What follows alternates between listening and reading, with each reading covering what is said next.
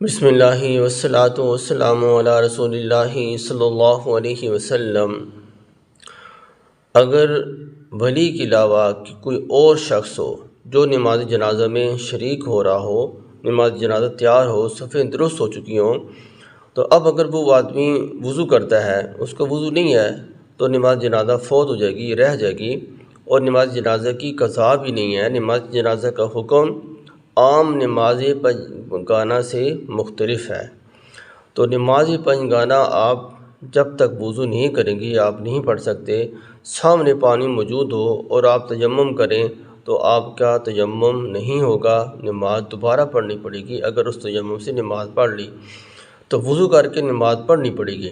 لیکن جنازے کا حکم الگ ہے، جنازہ ایک دعا ہے، اور اگر فوت ہوگی تو اس کا قضا بھی نہیں ہے، تو آپ تیمم کر کے نماز جنازہ فوراً پڑھ سکتے ہیں، اس میں شامل ہو سکتے ہیں۔ لیکن اگر ولی کا وضو نہ ہو تو وہ کیا کرے؟ تو ولی کا حکم عام آدمی سے مختلف ہے۔ اگر ولی کا وضو نہیں ہے تو وہ نماز جنازہ روک سکتا ہے اور وہ تیمم نہیں کرے گا بلکہ وضو کر کے نماز جنازہ میں شامل ہوگا۔ یہ ولی کو صرف اختیار ہے کہ وہ نماز جنازہ کو رکوا دے کہ میرا وضو نہیں ہے، آپ 5 منٹ صبر کریں، میں وضو کر کے اس میں پھر دوبارہ آپ کے ساتھ شامل ہوتا ہوں، پھر نماز جنازہ پڑھائی جائے گی۔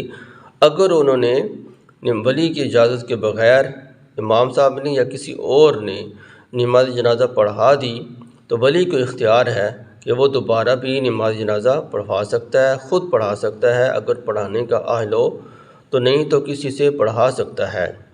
تو یہ ولی کو اختیار ہے، اس لیے ولی وضو کر کے نماز جنازہ میں شامل ہوگا۔ تیمم کرنا ولی کے لیے جائز نہیں ہے۔ دعا کہ اللہ تعالیٰ مجھے بھی اور آپ کو بھی سمجھ اور عمل کی توفیق عطا فرمائے۔